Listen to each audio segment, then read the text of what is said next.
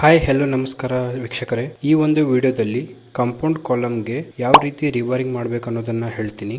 ಈ ಒಂದು ರಿಬಾರಿಂಗ್ ವರ್ಕ್ ನಿಮ್ಮ RCC ಮೆಂಬರ್ಸ್ಗಳಾದ ಕಾಲಮ್, ಬೀಮ್ ಮತ್ತು RCC ಸ್ಲ್ಯಾಬ್ ಮತ್ತೆ ಯಾವೆಲ್ಲ ಕಡೆ ಬಾರ್ ಎಕ್ಸ್ಟೆನ್ಷನ್ ತಗೋಬೇಕು ಅಲ್ಲೆಲ್ಲ ಈ ಒಂದು ರಿಬಾರಿಂಗ್ ಕೆಲಸವನ್ನ ಮಾಡಬೇಕು. ಮೊದಲನೇ ಪ್ರೊಸೆಸ್ ಮಾರ್ಕಿಂಗ್. ನೀವು ಎಲ್ಲೆಲ್ಲ ರಿಬಾರಿಂಗ್ ನ ಮಾಡಬೇಕಲ್ಲ ಅದನ್ನ ಮೊದಲು ಮಾರ್ಕ್ ಮಾಡ್ಕೋಬೇಕು. ನಂತರ ನೀವು ಎಷ್ಟು ಬಾರ್ ಇನ್ಸರ್ಟ್ ಮಾಡ್ಬೇಕಂತ ಇದ್ದೀರೋ ಡ್ರಿಲ್ಲಿಂಗ್ ಮಷೀನ್ ನಲ್ಲಿ ಅದರ ನೆಕ್ಸ್ಟ್ ನಂಬರ್, ಅಂದ್ರೆ ಈಗ ನೀವು ಫಾರ್ ಎಕ್ಸಾಂಪಲ್ 10 ಬಾರ್ ನ ಹಾಕ್ಬೇಕಂತಂದ್ರೆ 12 ಬಿಟ್ ಹಾಕಿ ಹೋಲ್ ನ ಮಾಡಬೇಕು. ಅದೇ ರೀತಿ 12 ಬಾರ್ ಹಾಕ್ಬೇಕಂತಂದ್ರೆ ನೀವು ಅದರ ನೆಕ್ಸ್ಟ್ ನಂಬರ್ 16 ಬಿಟ್ ನ ಡ್ರಿಲ್ಲಿಂಗ್ ಮಷೀನ್ ಅಲ್ಲಿ ಹಾಕಿಬಿಟ್ಟು ಹೋಲ್ಸ್ ನ ಮಾಡಬೇಕು. ಮೂರನೇ ಪಾಯಿಂಟ್, ಹೋಲ್ಸ್ ನ ಕಂಪ್ಲೀಟ್ ಆಗಿ ಕ್ಲೀನ್ ಮಾಡಿ ಅದರಲ್ಲಿರ್ತಕ್ಕಂಥ ಡಸ್ಟ್ ನ ರಿಮೂವ್ ಮಾಡಬೇಕು. ನಾಲ್ಕನೇ ಪಾಯಿಂಟ್, ಬೆಸ್ಟ್ ರಿಬಾರಿಂಗ್ ಕೆಮಿಕಲ್ ಯೂಸ್ ಮಾಡಿ.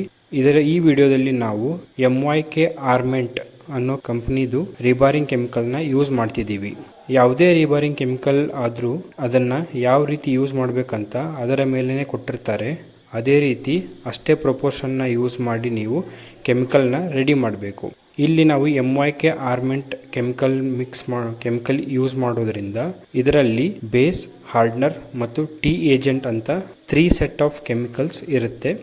ಅದನ್ನ 1 part of T agent, 2 parts of hardener, ಅದಕ್ಕೆ ತಕ್ಕಂತೆ ಬೇಸ್ ನ ಯೂಸ್ ಮಾಡಿಬಿಟ್ಟು ನಾವು ಕೆಮಿಕಲ್ ಮಿಕ್ಸ್ ನ ರೆಡಿ ಮಾಡ್ಕೋಬೇಕು. ನೆಕ್ಸ್ಟ್ ಪಾಯಿಂಟ್, ಕೆಮಿಕಲ್ ರೆಡಿ ಆದ ತಕ್ಷಣ ಕ್ಲೀನ್ ಮಾಡಿರೋ ಹೋಲ್ಸ್ ನಲ್ಲಿ ಅಪ್ಲೈ ಮಾಡಬೇಕು ಅಥವಾ ಫಿಲ್ ಮಾಡಬೇಕು. ನಂತರ ರಾಡ್ಸ್ ನ ಇನ್ಸರ್ಟ್ ಮಾಡಿ ಹ್ಯಾಮರ್ ಮುಖಾಂತರ ಹ್ಯಾಮರಿಂಗ್ ಮಾಡಬೇಕು. ಅದಾದ ನಂತರ 20 ಮಿನಿಟ್ಸ್ ಅದು ಸೆಟ್ ಆಗಲಿಕ್ಕೆ ಬಿಡಬೇಕು. ಈ ತರ ಮಾಡೋದ್ರಿಂದ ನಿಮ್ಮ ಬಾರ್ಸು ಟೈಟ್ ಆಗಿ ಪ್ಲೇಸ್ ಆಗುತ್ತೆ ಮತ್ತು ಯಾವುದೇ ರೀತಿ ಕ್ರ್ಯಾಕ್ಸ್ ಅಥವಾ ಲೀಕೇಜ್ ಕೂಡ ಆಗೋದಿಲ್ಲ. ಈ ಮಾಹಿತಿ ಇಷ್ಟ ಆಗಿದ್ರೆ ಲೈಕ್, ಶೇರ್, ಸಬ್ಸ್ಕ್ರೈಬ್ ಮಾಡ್ಕೊಳ್ಳಿ ಮತ್ತು ಇದೇ ರೀತಿ ಇನ್ಫಾರ್ಮೇಟಿವ್ ವಿಡಿಯೋಗಳಿಗಾಗಿ ನಮ್ಮ ಚಾನೆಲ್ಗೆ ಜಾಯ್ನ್ ಆಗಿ. ಧನ್ಯವಾದಗಳು.